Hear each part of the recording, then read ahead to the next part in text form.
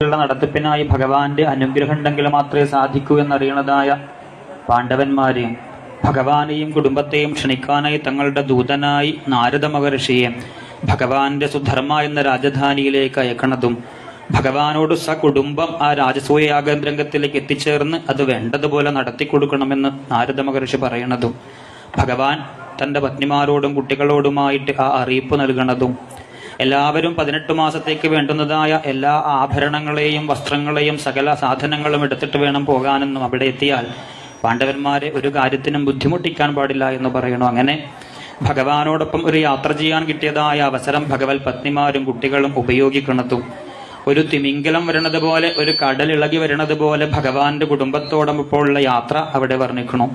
ഭഗവാനും ഭഗവാന്റെ പത്നിമാരുമുള്ളതായ യാത്ര ഭഗവാൻ അവിടെ ഇന്ദ്രപ്രസ്ഥത്തിൽ എത്തിയിട്ടും ഒരു ഭാഗം ആൾക്കാർ അവിടെ നിന്ന് ഇറങ്ങണതേ ഉള്ളൂ. അങ്ങനെ ഒരു വലിയ നിരയായിട്ട്, കാരണം 16,108 പത്നിമാരും അവരിലൊക്കെ 10 വീതം കുട്ടികളും അവരുടെ ഭാര്യമാരും അവരുടെ കുട്ടികളും, അങ്ങനെ ആത്മസൈന്യം, ഭഗവാന്റെ ഒരു സൈന്യം എന്ന ഭാവത്തിൽ ഭഗവാന്റെ കുടുംബം ഇന്ദ്രപ്രസ്ഥത്തിലേക്ക് എത്തിച്ചേരണതും കാരുണ്യമൂർത്തിയായ ഭഗവാൻ വരുന്നത് കണ്ടപ്പോൾ ധർമ്മപുത്രാദി പാണ്ഡവന്മാർക്ക് സന്തോഷമുണ്ടാകണതും ഭഗവാനെ ആലിംഗനം ചെയ്ത് സ്വീകരിച്ചു കൊണ്ടുപോകണതും ഭഗവാന്റെ പത്നിമാരെയൊക്കെ കുന്തിമാതാവും പാഞ്ചാലിയും സ്വീകരിക്കുന്നതുമായ ഭഗവാന്റെ ആ ഇന്ദ്രപ്രസ്ഥത്തിലേക്കുള്ളതായ ഗമനവും പാണ്ഡവന്മാരുടെ സ്വീകരണത്തെയുമാണ് അടുത്ത അധ്യായത്തിൽ പറയുന്നത്. ഓം നമോ ഭഗവതേ വാസുദേവായ. ഏകസപ്തതിതമോധ്യായ. ശ്രീശുക ഉവാച ഇത്യുദീരതമാകർണ്യ ദേവർഷേരുദ്ധവോ ബ്രവീത് സഭ്യാനാമതമാജ്ഞായ കൃഷ്ണസ്യ മഹാമതി. ഉദ്ധവ ഉവാച യദുക്തം ഋഷിണാ ദേവാസാജീവ്യം യക്ഷതസ്ത്വയാ കാര്യം പരിദൃഷ്ടസയ്യസ്യ രക്ഷാശരണൈഷിണ യഷ്ടവ്യം രാജസൂയേന ദിക്ചക്രജയിനാ വിഭോ അതോ ജരാസുതജയ ഉഭയാർത്തോ മതോ മമ അസ്മാകം ച മഹാനർത്ഥോ ഹേതേനൈവ ഭവിഷ്യതി യശ്ചതവ ഗോവിന്ദാരാജ്ഞോ ബദ്ധാൻ വിമുഞ്ജത സവൈ ദുർവിഷഗോ രാജാ നാകാവിത സമോ ബലേ ബലിനാമപി ജാന്യേഷം ഭീമം സാമബലം വിന ദ്വൈരഥേ സുതജേദം വ്യോമാശദാക്ഷൗഹിണീയുതാം ബ്രഹ്മണ്യോഭ്യർത്ഥിതോ വിപ്രന്ന പ്രത്യാഖ്യാതികരികച ബ്രഹ്മവേഷതരോ ഗത്വാ തം ഭിക്ഷേത വൃഗോദരഃ നിശ്യതീന സന്ദേഹോ ദ്വൈരഥേ തവ സന്നിധോ നിമിത്തം പരമേശസ്യ വിശ്വസർഗ നിരോധയോ ഹിരണ്യഗർഭ സർവസ്യാകാലസ്യാരൂപിണസ്തവ ഗായന്തി ദേവി ശതകർമ്മഗൃഹേഷു ദേവ്യോ രാജ്ഞാം സശത്രുവധമാത്മവിമോക്ഷണം ച ഗോപ്യശ്ച കുഞ്ജരപതിർജനകാത്മജായ പിത്രോശ്ച ലബ്ധചരണാമനയോമയം ച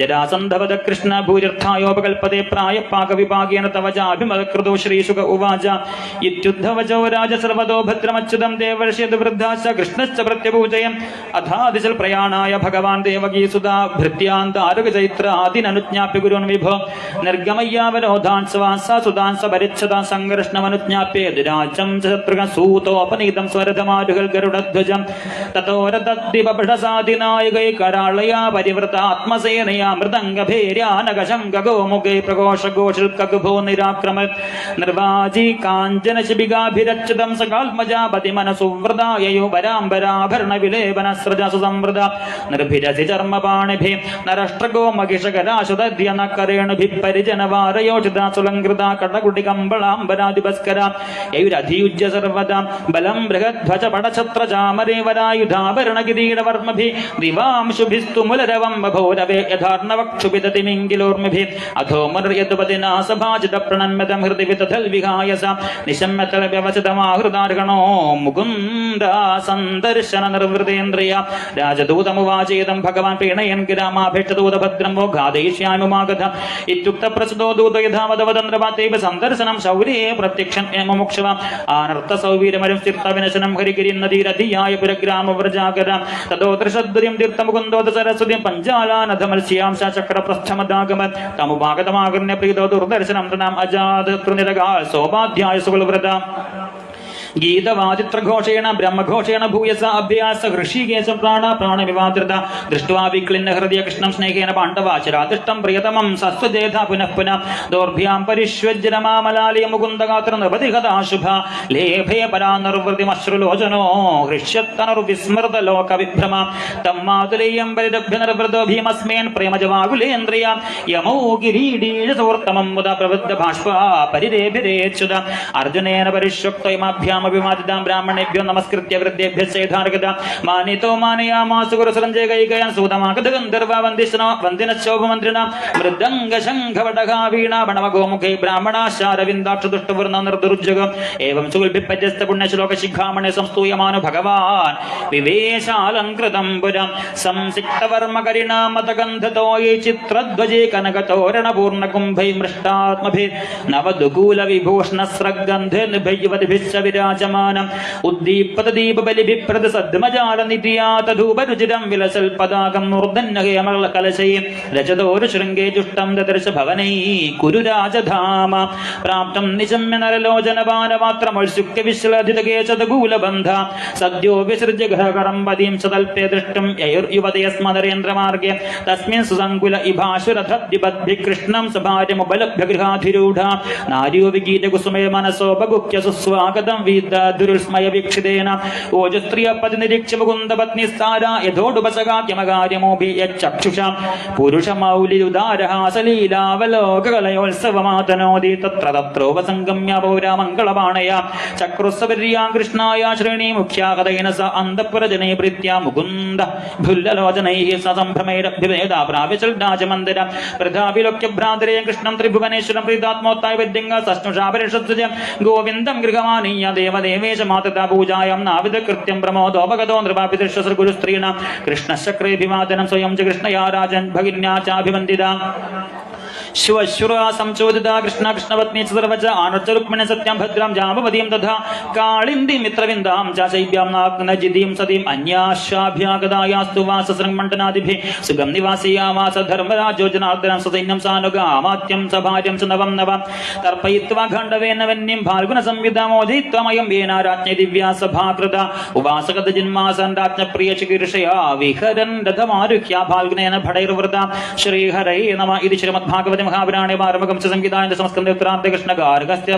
कृष्णस्य यन्त्रपुस्तकमनं नाम एकसप्ततितमोऽध्याय सर्वत्र गोविन्द नाम संकीर्तनं गोविन्द गोविन्द ओं नमो भगवते वासुदेवाय सप्ततितमोऽध्याय श्रीशुक उवाच एकदा सभामध्ये आसन्दोमनिभृता ब्राह्मणे क्षत्रिये वैश्ये भ्रातृश्चैयुधिष्ठिरा आचार्यकुलवृद्धश्च ज्ञातिसम्पत्तिबान्धवे शृणुतामेव चैदेशमाभाषितमुवाच युधिष्ठिर उवाच कदुराजेन गोविन्दराजसूयेन भाविने यक्षे विभूतिर्भवदतल्संवादेन प्रभोतुल्पादिकविरदं पर्येचरन्ति ध्यायन्नभद्रनशने शुचयो गृह्णन्ति विन्दन्ति ते कमलनाभ भवाभवर्गमाशासते एदिद आशिष ईशनान्यं तद्देवदेवा भवदशरणारविन्दसेवानुभावमिह पश्यतु लोकेश एतां भजन्ति न भजन्ति तव भयेषां निष्ठां प्रदर्श विभो कुरु सृञ्जयाना न ब्रह्मण सुभरमेति मदस्तवस्या सर्वात्मनः समदृशा सुदुगानुभूते संसेवदा सरतोरिपदे प्रसाद सेवानुरूपमदयो न विविद्ययोऽत्र श्रीभगवानुवाच सम्यग्विवसदन्नज भवता शत्रुघर्षणा कल्याणी येन ते गति लोकान् अनुभविष्यते ऋषीणां पितृदेवान् सुखदां विपिन प्रभो सर्वेषामपि भूतानां विशदकदुराटयं विजित्य नृपतीन्द्र सर्वान् कृत्वा जगतीं वशे